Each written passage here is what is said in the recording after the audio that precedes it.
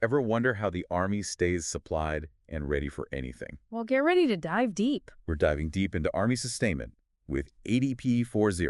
That's right, the document that maps out how the Army keeps running. Through training exercises, To full-blown deployments. we've got excerpts from the document itself, insider training materials. Even some historical accounts of military logistics to pull from. Get this. Today's deep dive is like tracing a critical piece of equipment. It really is like tracing that piece of equipment. From its creation in a U.S. factory all the way to a soldier overseas. And along the way, Along the way, we'll unpack the key players those aha moments in the doctrine. and why this matters for every single soldier. What's fascinating about this deep dive is that it reveals how sustainment isn't just about moving supplies. It's not just about moving boxes, right? It's the very foundation of military strategy. Ooh, I like that. Imagine planning a major operation but forgetting, say, food or ammunition. It'd be like planning a road trip without gas stations. Yeah, Right. we're going nowhere fast. Going nowhere fast. ADP 40 calls this the competition continuum. Okay, competition continuum. I like that. This idea that the Army must always be prepared because a crisis doesn't wait for you to catch up on logistics. So it's like that saying, stay ready so you don't have to get ready. Yes. Except in this case, it's not just about being ready. It's about having the systems in place to stay ready. Exactly. I'm with you. Okay. ADP 40 calls this unified action. Unified action, got it. This massive coordinated effort that ensures success. So it's not just the Army itself. It's not just about the Army itself. It's about working seamlessly with Other military branches, government agencies. private contractors, even international partners. It's like this giant web of interconnectedness, all working towards the common goal of keeping the Army supplied and ready for anything, anywhere in the world, anytime. That's a trick. Speaking of the world, this sustainment pipeline stretches all the way from the U.S. to the battlefield, right? ADP 40 calls this the strategic support area, if I'm not mistaken. You are correct. Okay, good. It's like a pipeline that starts back in the U.S., encompassing everything from factories, building tanks and helicopters, to training the soldiers who will operate them. It's about having the right equipment in the right condition. In the right condition, ready to go when and where it's needed. It's not just about moving boxes. It's about making sure those boxes contain exactly what's needed, precisely when it's needed. That's right. So how does ADP 40 break down the Army's specific responsibilities within this global system? Well, under Title 10 of the U.S. Code, the Army has 10 specific responsibilities related to sustainment. 10. Okay, so 10 buckets. These responsibilities range from the obvious ones, like providing weapons and equipment, to tasks you might not expect, like constructing buildings and infrastructure. Oh, wow. Even demobilizing after a mission is complete. Wait, you're telling me the Army has to plan for demobilization before troops even deploy? Absolutely. That's thinking ahead. Think of it like planning a party. You don't just plan for the fun part, you also have to think about how to clean up afterward. That's a really good point. In the Army's case, demobilization means bringing soldiers home, getting equipment back to base, Making sure it all gets back in one piece. and ensuring everyone gets any necessary medical care or support. Right, taking care of those who serve. It's about finishing strong and making sure the force is ready for the next mission. It's like a giant reset button, making sure everyone and everything is accounted for and ready to go for the next challenge. I like that analogy. That's a good one. So we're talking 10 responsibilities, all crucial for keeping the Army running. What are some of the other responsibilities listed in Title 10? Well, aside from equipping and demobilizing, Right. there's recruiting and training new soldiers. Of course, got to bring in new recruits. It's maintaining all those weapons and vehicles, Can't forget about maintenance, that's crucial. and even providing health care. So they're really handling it all. It's like running a small city, but instead of parks and rec. It's tanks and training. Exactly. So it's like the Army needs a city planner's mindset, just on a global scale, and with a lot more camouflage involved. Exactly. I like that. I like that. And these responsibilities are critical even when the Army is working alongside other branches like the Air Force and Navy. Oh, absolutely. Speaking of which, Because it's never a solo mission, is it? never a solo mission, ADP 40 emphasizes how these branches play a crucial role in the sustainment web. Right, because getting supplies overseas isn't exactly a solo mission. It's a team effort. It's not like they can just stuff everything in a giant duffel bag and hope for the best. That would be interesting, wouldn't it? So how do the Air Force and Navy factor into this sustainment equation? Think of it as a well-choreographed dance. Okay, I like that, a well-choreographed dance. The Air Force excels at speed and flexibility. They can get places quick. Using airlift for rapid delivery of troops and equipment, especially to areas where ground transportation is difficult or impossible. Makes sense. Airdropping supplies into a remote outpost in a war zone isn't exactly the Army's specialty, right? Not really their forte. It's not like they hand out parachutes with every tank. Then you have the Navy, The Navy, right? which is crucial for moving massive amounts of supplies across oceans. Makes sense. Got to move it over the water somehow. Think of them as the global shipping company of military logistics, The Army Shipping Company. ensuring a steady flow of everything from tanks and ammunition to food and medicine. So it's like a carefully choreographed logistical ballet with each branch playing a unique and essential role. I like how you're thinking. That's a good way to put it. But even with the Air Force and Navy support, the Army still needs to be prepared to set up shop when they arrive, right? Yeah, You can't exactly airdrop an entire military base. that's right. Or can you? ADP 40 highlights the Army's vital role in setting the theater, Okay, setting the so essentially creating a sustainable operational environment. Okay, let's unpack that a bit. Let's do it. What does setting the theater actually mean for someone with, say, absolutely zero military background? Imagine arriving in a new country with the mission to establish a base of operations. Okay, brand new country, fresh start. You'd need to secure a location, build infrastructure like roads and landing strips, Got to be able to land those and planes. set up communication networks. Can't forget about communications. Essentially create a functional mini-city from scratch. A mini city, wow.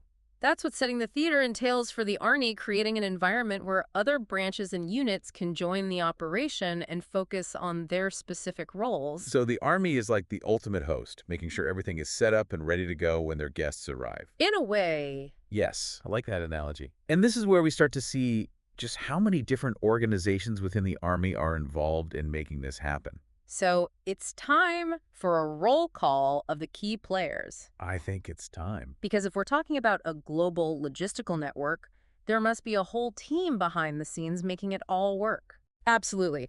ADP 40 introduces us to a whole lineup of organizations, Time to meet the team. each with its own unique role.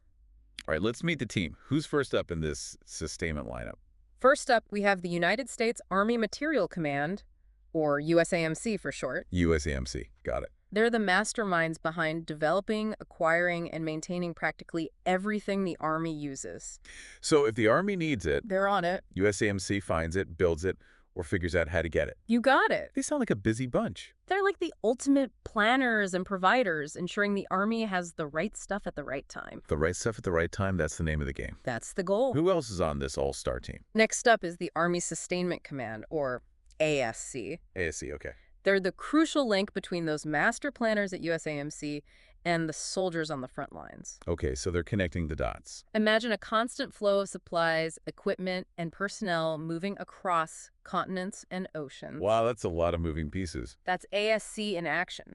So they're like the ultimate delivery service. The ultimate delivery service. Except instead of packages, it's tanks and troops. Exactly. What I find interesting is that they're not just reacting to immediate needs, they're also thinking long-term. Precise. So they're planning for the future.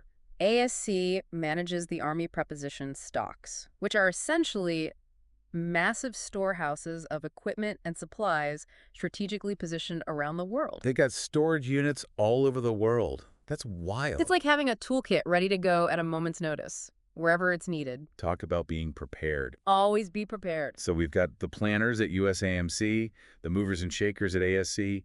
Who else is on this dream team of logistics? Don't forget about the Defense Logistics Agency, or DLA. DLA, okay. They handle a massive amount of essential supplies, everything from food and fuel to construction materials and medical supplies. So they're keeping the Army fueled and ready to go, quite literally. Keeping the lights on. But what happens once troops are deployed? Who makes sure they're supported on the ground? That's where the Army Field Support Brigades, or AFSBs, come into play. AFSBs are. Think of them as mobile logistics hubs, providing on-the-ground support to deployed units. So like mobile command centers for logistics. Almost like a one-stop shop for everything from maintenance and supplies to any specialized equipment a unit might need in the field. It's incredible how this entire network comes together to ensure that no matter where the Army is in the world, They have the support they need to accomplish their mission. And we're just getting started. It really is a testament to the complexity of modern military operations. And we've only just begun to scratch the surface. We have? There are a few more key players in this sustainment ecosystem we need to introduce. Oh, there are a lot more. Okay, so who else is on this logistics all-star team? We've got the planners, the movers, the suppliers, the on-the-ground support. It's like a well-oiled machine. But I have a feeling there are more moving parts than meet the eye. You're absolutely right. We can't forget about the Surface Deployment and Distribution Command, or SDDC. SDDC.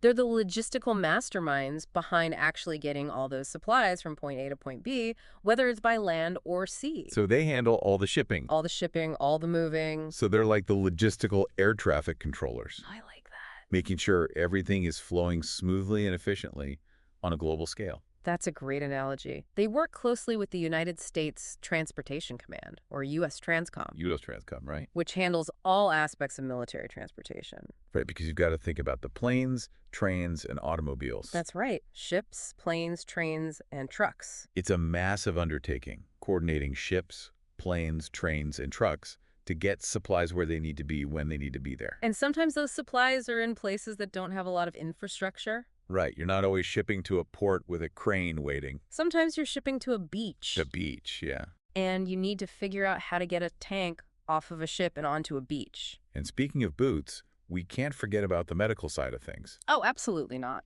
Soldiers need more than just beans and bullets to stay in fighting shape. They need their health care. They need their doctors. They need someone to patch them up when they get hurt. Exactly. Army medicine, or MedCom, MedCom, plays a vital role in ensuring soldiers have access to the healthcare they need. making sure that the fighting force is healthy From routine checkups to treatment for combat injuries. from the moment they enlist to the moment they retire. They have a dedicated deployment support component that deploys with units, providing medical care wherever the mission takes them. That's right. They're right there on the front lines. That's incredible, having a mobile medical network that can deploy anywhere in the world. It's amazing what they can do. It really shows that the Army takes care of its own. They do. They take care of their own. And then, of course, there are those specialized sustainment units that work directly with combat units. Yeah, you're exactly right. The ones who are right there in the trenches, so to speak. We're talking about units like theater sustainment commands, expeditionary sustainment commands, sustainment brigades, and the critical division sustainment support battalions. So they're providing that direct support, that face-to-face interaction. They're the ones who are making sure that the troops have the food, the water, the ammunition that they need to do their jobs. Each of these units plays a specific role in providing tailored support at different levels of command, ensuring that combat units have what they need to fight and win. They're like the gears in a watch, all working together to make sure that the watch keeps ticking. So it's not just about having a massive stockpile of supplies. It's about having the right supplies in the right place at the right time. It's about having the right stuff at the right time. And that takes a coordinated effort from a whole network of specialized units. It takes a team. And this intricate web of sustainment extends even beyond the military itself. Right? That's right. ADP 4.0 emphasizes the importance of something called host nation support, or HNS. Host nation support. That sounds intriguing. Tell me more. I'm intrigued. Essentially, HNS is any support provided by the country where a military operation is taking place. So you're not just operating in a vacuum. Right, you're relying on the support of the country where you're operating. And that support can take many forms. It can range from something as basic as access to roads and infrastructure, Roads, bridges, ports, to more complex agreements like providing local security forces. or even logistical assistance. So it's about leveraging the resources and knowledge of the country where you're operating, And building relationships. essentially turning them into partners in the mission. Exactly. And effective HNS can be a real game changer. It can make or break a mission. It can significantly reduce the logistical burden on deploying forces, allowing for a smaller footprint on the ground. That's right. You don't have to bring everything with you if you can rely on the host nation to provide some of it. It's about building relationships and trust. Trust is key. Understanding that you're not just operating in a foreign country. You're operating with them. Building those relationships early on, understanding the needs and perspectives of the host nation, and finding ways to work together for mutual benefit is essential for successful sustainment in today's complex operational environment. Couldn't have said it better myself. It sounds like a delicate dance. It is a dance. Balancing the needs of the mission with the sensitivities of the host nation. Finding that balance is crucial. But when done right, it's a win-win for everyone involved. Everyone wins. And it's not just about diplomacy, right? There's a strategic advantage to having the support of the local population. Absolutely. When you have a strong relationship with the host nation, it can make a huge difference in everything from gathering intelligence to ensuring the security of your supply lines. It's about building trust and understanding, recognizing that the success of the mission depends as much on relationships as it does on logistics. And speaking of relationships, we've talked about the military branches working together. But ADP 4.0 also highlights the increasing role of civilian organizations, right? That's right. Because in today's world, it's not just about military might. It's about collaboration. It's about working with partners from all sectors. In today's interconnected world, the Army often finds itself working alongside a diverse range of civilian organizations. From humanitarian aid groups to private contractors. Exactly. That makes sense, especially in situations where the military is providing disaster relief or supporting peacekeeping efforts. You need expertise from all sectors. You can't be experts in everything. Exactly. And this collaboration brings its own set of challenges. Of course it does. You're working with people who have different backgrounds, different experiences. Coordinating with civilian organizations requires a deep understanding of their capabilities, limitations, and most importantly, their operating procedures, which often differ greatly from the military's. It's like trying to speak two different languages. It can feel that way sometimes. You have to bridge that communication gap to ensure everyone is on the same page. Precisely. ADP 4.0 emphasizes the importance of clear communication channels, Clear communication is key. a shared understanding of objectives, and mutual respect for each organization's expertise. Because ultimately, everyone is working toward a common goal, even if they have different approaches and perspectives. That's right. And sometimes achieving that common goal means relying on those with specialized skills, Sometimes you need to bring in the experts. even if they're not wearing a uniform. You're leading us right into another critical aspect of modern military sustainment, the role of private military contractors. Ah, yes.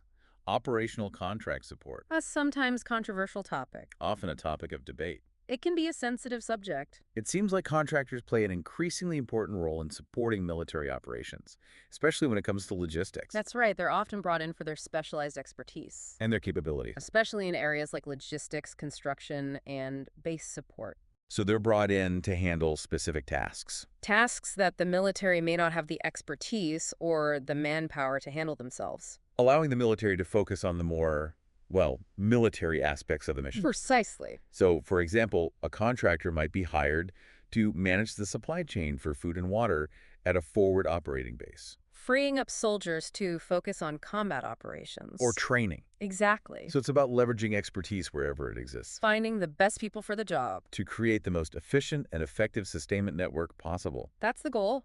And ADP4 breaks down the different types of contracts used in military operations. It's not a one-size-fits-all approach. Of course not. There are theater support contracts, Okay, theater support contracts. awarded and managed within the theater of operations for immediate needs like local construction or transportation services. So if you need something built quickly, you call in a local contractor. Exactly. Then there are external support contracts, which are typically larger in scale and managed from outside the theater, like the Logistics Civil Augmentation Program, or LodgeCap. LodgeCap. LodgeCap, that name rings a bell. It's a big one. It sounds vaguely familiar, like something you'd hear whispered in a Pentagon hallway. That's one way to put it. So LodgeCap is a massive program Massive.